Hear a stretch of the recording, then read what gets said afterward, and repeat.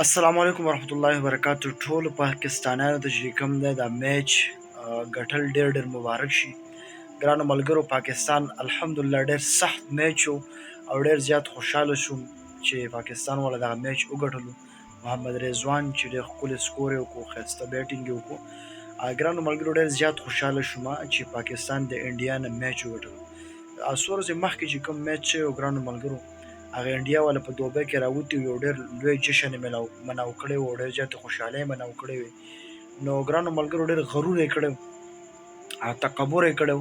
الحمدلله هغه تکبر، هغه غرور د هغوی مات شو او پاکستان چې کوم دی نو میچ وګټلو. ګرانو ملګرو، ډېر ناوخته ټایم دی، 11 بجې دی.